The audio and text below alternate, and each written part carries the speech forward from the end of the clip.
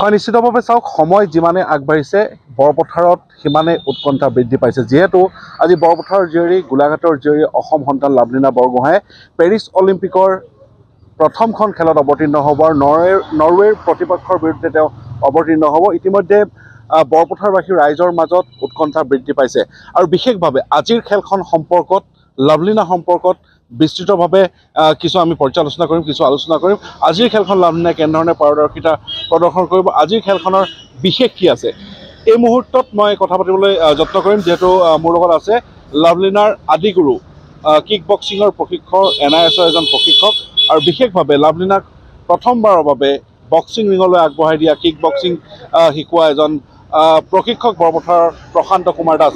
মই আপোনাক স্বাগতম জনাইছোঁ আৰু যিহেতু শুভেচ্ছা জ্ঞাপন কৰিছোঁ। আপোনাৰ প্ৰশিক্ষণেৰে আৰম্ভ হোৱা যাত্ৰা বৰ্তমান বিশ্বমুখী হৈছে। দুবাৰকৈ অলিম্পিকত, দ্বিতীয়বাৰৰ বাবে অলিম্পিকত লাভলীনাই অংশগ্ৰহণ কৰিছে। আজি প্ৰথমখন খেল, কেনেধৰণে এনালাইচিছ কৰিব গোটেই খেলখন? ধন্যবাদ। প্ৰথমতে মই লাভলীনাক অভিনন্দন জনাইছোঁ, কাৰণ লাভলীনাই দুবাৰকৈ অলিম্পিকত কোৱালিফাই কৰিছে আৰু লাভলীনাক শুভেচ্ছা জনাইছোঁ। আজিৰ যি প্ৰথমখন খেল, লাভলীনা অৱতীৰ্ণ হ'ব ৰাউণ্ড অফ 16 প্ৰিলিমছৰ খেলখন নৰৱেৰ বক্সাৰ সুনিভা হফষ্টেডৰ বিপক্ষে। আৰু আজি খেলখন ভাল হ'ব, মানে দুয়োজন বক্সাৰৰ খেল ভাল হয়, কিন্তু আমি এক্সপিৰিয়েঞ্চৰ ফালৰ পৰা যদি চাওঁ, লাভলীনাৰ এক্সপিৰিয়েঞ্চ মই ভাবোঁ সুনিভা হফষ্টেডতকৈ বেছি আছে আৰু সেই এক্সপিৰিয়েঞ্চটো আজি কামত আহিব। আৰু দুজনৰ হাইট সমানে আছে আৰু ৱেইটটো দুজনৰটো গম পাইছে, এইটো মিডিল ৱেইটত খেলিব আৰু লাভলীনা আজি খেলখন এটা ভাল ব্যৱধানত জিকিব বুলি মই আশা কৰিছোঁ আৰু কোৱাৰ্টাৰ ফাইনেলত প্ৰৱেশ কৰিব। আৰু কোৱাৰ্টাৰ ফাইনেলত লাভলীনা জিকিলে তাই মেডেলৰ কাৰণে তাই মানে নিশ্চিত যে মেডেল এটা পাব। কেইখন খেলিলে মেডেল নিশ্চিত হৈছে? দুখন খেল তাই জিকিব লাগিব। দুখন খেল জিকিলেই লাভলীনা মেডেলৰ কাৰণে নিশ্চিত হ'ব। আৰু দুয়োজন বক্সাৰেই হ'ল আপোনাৰ অৰ্থডক্স ষ্টাইলত খেলিব, মানে খেলখন ভাল হ'ব। কিন্তু মই আৰু এটা কথা কৈছোঁ, খেলখন এটা ভাল খেল হ'ব আৰু খেলখনত কিন্তু লাভলীনা জিকিব বুলি মই আশা কৰিছোঁ। লাভলীনা জিকিব আমি সকলোৱে আশা কৰিছোঁ। ইতিমধ্যে আপুনি যি ক'লে যে সুনিভা হফষ্টেড যিটো নৰৱেৰ যিগৰাকী প্ৰতিপক্ষক, তেওঁ 75 কেটেগৰীত খেলিছে। লাভলীনাই এইবাৰ 69ৰ পৰা কিন্তু 75 কেটেগৰীলৈ তেওঁ নিজকে উন্নীত কৰিছে। ডিফাৰেঞ্চটো কি? তেওঁ আগৰ পৰা 79 খেলি আছিলে, তেওঁ 69ৰ পৰা 75 গৈছে। আপোনালোকে এটা বস্তু যোৱাবাৰ দেখিছে যে লাভলীনা যিটো 69 ৱেল্টাৰ ৱেইটত খেলিছিলে টকিঅ' অলিম্পিকত, তেতিয়া তাই ৱেইটটো বহুত মেইনটেইন কৰিব লগা হৈছিলে। আৰু লাভলীনাৰ এতিয়া হাইটটো দেখিছে, বহুত হাইট বাঢ়িছে, কাৰণ হাইটৰ লগত মানুহৰ ৱেইটটো মেটচ কৰিব লাগে আৰু 75 ৱেইটটো লাভলীনাৰ হাইটৰ লগত মেটচ কৰিছে আৰু এইটো এটা লাকি ৱেইট হয়, কাৰণ 75 কেজি ৱেইটত লাভলীনা ৱৰ্ল্ড ওমেন বক্সিং চেম্পিয়নশ্বিপত লি কিয়ানক হৰুৱাই পিনি তাই সোণৰ পদক পাবলৈ সক্ষম হৈছিল। আৰু এছিয়ান গেমছত ফাইনেলত লাভলীনা ৰূপৰ পদক পাইছিল, পাই পেলাই পেৰিছ অলিম্পিকলৈ কোৱালিফাই হৈছিল। যদি আমি সেই বস্তুখিনি যদি অলপ চাওঁ, মই ভাবোঁ যে এই ৱেইটটো লাভলীনাৰ বাবে এটা লাকি ৱেইট আৰু এই ৱেইটটোত লাভলীনাই আকৌ এবাৰ মেডেল পাব অলিম্পিকত, মই সেইটো আশা কৰিছোঁ। 75টো তাই লাভলীনাৰ কাৰণে লাকি ৱেইট।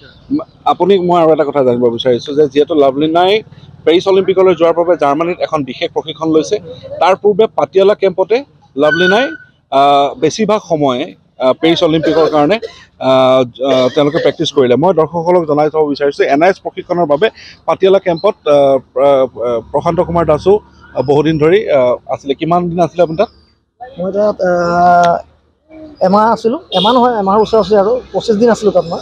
25 দিন সেই পাটিয়ালা কেম্পত আছিলে, য'ত লাভলীনা হওক, ভাৰতৰ যিকেইগৰাকী বক্সাৰ আছিলে তেওঁলোকে তাতেই প্ৰেক্টিছ কৰি আছিলে। ওচৰৰ পৰা দেখিছে প্ৰেক্টিছ কেনেধৰণে কৰিছিলে, কিমান কষ্ট কৰিবলগীয়া হৈছিলে, কি দেখিছিলে পাটিয়ালা লাভলীনাহঁতে কেনেধৰণে প্ৰেক্টিছ কৰিছিলে, কিমান কষ্ট কৰিবলগীয়া হৈছিলে? হয়, আমাৰ প্ৰতিজন বক্সাৰে বহুত কষ্ট কৰে। আমি বাহিৰৰ পৰা এনেই কৈ দিওঁ ভাল খেলা নাই, কিবা মানে ডিফাৰেণ্ট কমেণ্ট কৰোঁ আমি, কিন্তু মই নিজে চাই আহিছোঁ বহুত কষ্ট কৰিছে। বা আমাৰ যিসকল প্ৰশিক্ষক আছে, ইণ্ডিয়া টীমৰ কোচ আছে, আমাৰ অসমৰ প্ৰণামিকা বড়ো আছে, প্ৰণামিকা বৰা, তেওঁলোকে নিজৰ বেষ্ট অফ বেষ্ট দি আছে। তাৰপিছত কোনোবাই মেডেল পোৱা নোপোৱাটো পিছৰ কথা, কিন্তু আমি সকলোকে এনকাৰেজ কৰিব লাগে যাতে আপকামিং ডেজত আৰু ভাল খেল খেলি পেলাই আমাৰ ভাৰতলৈ গৌৰৱ কৰি আনে। সেইটো কাৰণে আমি সকলোৱে এনকাৰেজ কৰিব লাগে। আৰু কিমান সময় প্ৰেক্টিছ কৰা দেখিছিলে? তাত মই ডিফাৰেণ্ট টাইপৰ প্ৰেক্টিছ থাকে না। আমাৰ শ্বিডিউলটো আছিলে মৰ্ণিঙত আৰু ইভিনিং আছিলে। আমাৰ শ্বিডিউলৰ পাছত অলিম্পিয়ান যিবিলাক আছিলে, যোনকেইজন চিলেক্ট হৈছিলে মানে পেৰিছ অলিম্পিকলৈ, তেওঁলোকৰ কোচিংবিলাক হৈছিলে। আৰু তেওঁলোকৰ কোচিং যেতিয়া হয়, তেওঁলোকে ডিফাৰেণ্ট টাইপ, কোনোবা দিনা ষ্ট্ৰেংথৰ প্ৰেক্টিছ থাকে, কোনোবা দিনা তেওঁলোকক পেডিং কৰাব, কোনোবা দিনা বেগৰ প্ৰেক্টিছ কৰাব। তো ডিফাৰেণ্ট শ্বিডিউল থাকে, তেওঁলোকক কোচে তেওঁলোকৰ শ্বিডিউলবিলাক তাত ঠিক কৰি থয়। আৰু তাত মই গোটেইকেইজন বক্সাৰকে লগ পাইছিলোঁ। মই নিশাত জৰিনক পাইছিলোঁ, লাভলিনাকটো পায়ে থাকোঁ তাত। তাৰপিছত প্ৰীতি পাৰক পাইছিলোঁ, তাৰপিছত আমাৰ লেম্বৰিয়া, জেচমিন লেম্বৰিয়া, গোটেইকেইজনক পাইছিলোঁ মই। অমিত পাংগেল, চব বক্সাৰ তাতে আছিলে, গোটেইকেইজন বক্সাৰ আছিলে। নিশ্চিতভাৱে আছিলে লাভলিনাৰ যিগৰাকী আদিগুৰু প্ৰশান্ত কুমাৰ দাস, আৰু তেওঁ ইতিমধ্যে আজিৰ খেলখন লৈ এনালাইচিছ কৰিলে। আজিৰ খেলখন লাভলিনাৰ বাবে কেনেধৰণে গুৰুত্বপূৰ্ণ, লাভলিনাই প্ৰতিপক্ষক প্ৰতিপক্ষৰ লগত কেনেধৰণে খেলিব আৰু প্ৰতিপক্ষগৰাকী কিমান শক্তিশালী, সেই সন্দৰ্ভত তেওঁ গোটেই বিষয়টো এনালাইচিছ কৰিলে। আৰু বিশেষভাৱে পাটিয়ালা কেম্পত লগ পাইছিলে লাভলিনাক, যেতিয়া প্ৰশিক্ষণ তেওঁলোকে কৰিছিলে সেই সন্দৰ্ভত জনালে। গতিকে আমি সকলোৱে আশা কৰিছোঁ যে লাভলিনা আজি ভাল খেল প্ৰদৰ্শন কৰক, তাৰপিছত মাত্ৰ মাজত এখন খেল থাকিব। সেই খেলখন তেওঁ জয়ী হ'লেই পদক পুনৰবাৰ নিশ্চিত হৈ পৰিব।